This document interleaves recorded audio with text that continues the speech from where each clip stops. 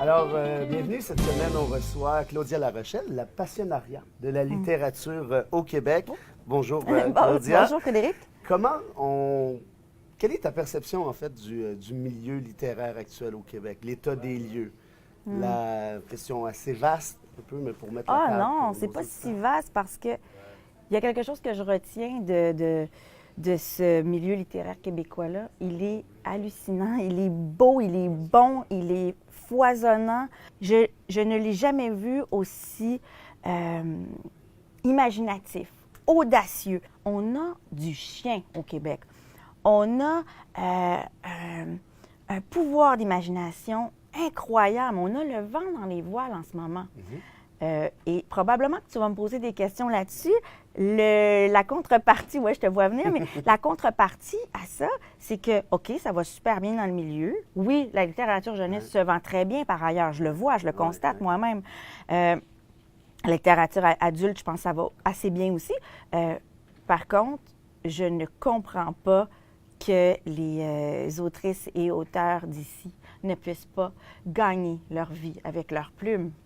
Et ça va sûrement être une de tes prochaines Ouais, questions. en fait, posons-la tout de suite. Oui. Comment se fait-il si ce marché est si foisonnant Voilà. et autre que nous sommes incapables d'en vivre? Écoute, je ne... Parce que ça se compte sur les doigts d'une main à peu près, là, ceux Ouais. qui en vivent Disons, adéquatement. ceux qui en vivent adéquatement, je pense qu'il y en a une petite poignée au Québec. On les connaît. On les nommera pas, mais on les connaît. Tant mieux pour eux, ils le méritent.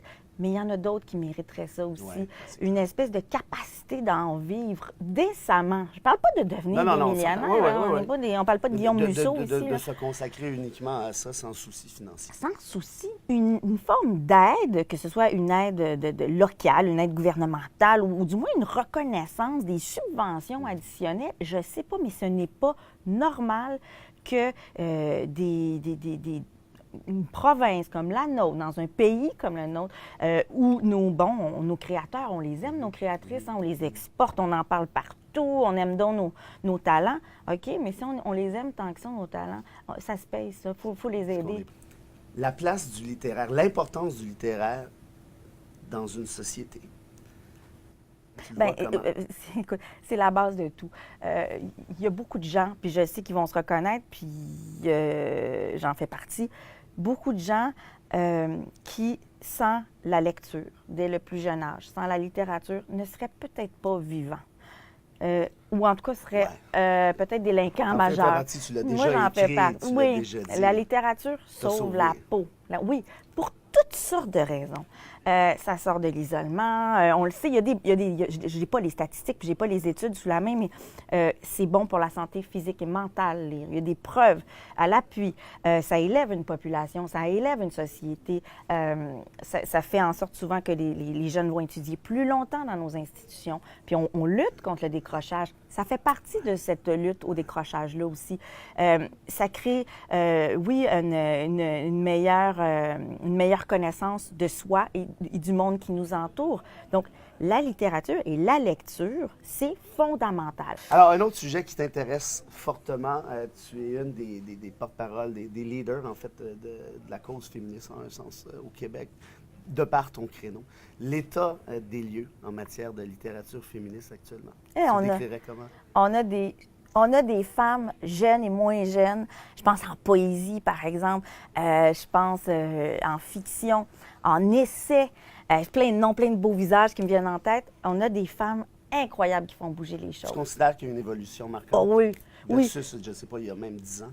Versus l'époque Les filles ont soif, merci Denise Boucher. Oui. Mais c'est ça. C'était le début des années 80 environ. C'était un précurseur. Ouais. C'était un précurseur à sa manière Oui, puis ça avait fait vraiment parler beaucoup, Les filles ont soif, tout ça. Puis je pense à ça parce qu'on a fait la pièce récemment, on a refait la pièce.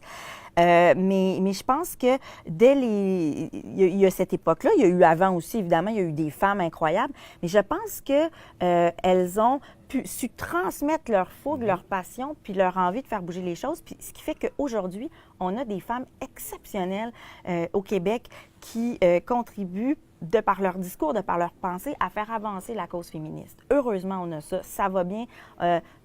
si on peut cesser de se faire taper sur la tête par certains critiques qui ont le jugement facile, selon moi, concernant la littérature des femmes, quand les femmes prennent la Plus plume. difficile d'écrire quand on est femme que lorsqu'on Ben est oui, homme. de tout temps. Oui. Donc, il n'y a Pas pas plus d'exception pas plus à difficile. la règle. Non, pas plus difficile dans le processus de création. évidemment. Quoique, hein, on pourrait parler de... D'enfants, écrire avec des enfants, Oui, Claudia La Rochelle. Ça, c'est un autre sujet. Il y en a 2. Cela dit, je parle de... C'est difficile dans la reconnaissance des femmes. Ça, je parle de sur différentes facettes. Par exemple, dans les corpus universitaires, les femmes ne sont pas assez étudiées. Oui, ça change, heureusement.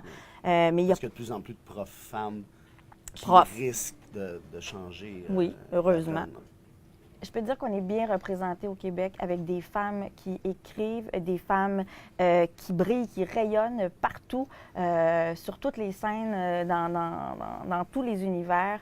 On a des femmes brillantes, de grandes théoriciennes, de grandes autrices de fiction aussi. Puis je parle pas juste de celles qui ont plus d'expérience, mais je les vois naître aussi, là, les plus jeunes qui arrivent avec des sujets super audacieux, super dérangeants, tant mieux. Même en poésie, on a des voix fortes, incroyables, des voix à suivre. Et moi, ça me rassure.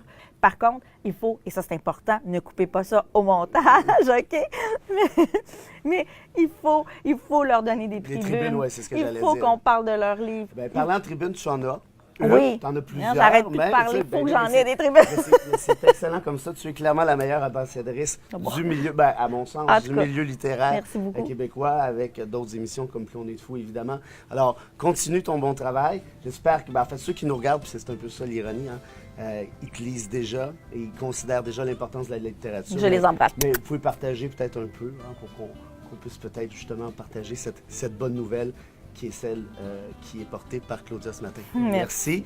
Et puis, on va se revoir à travers d'autres livres un peu plus tard. Merci, Frédéric. Merci.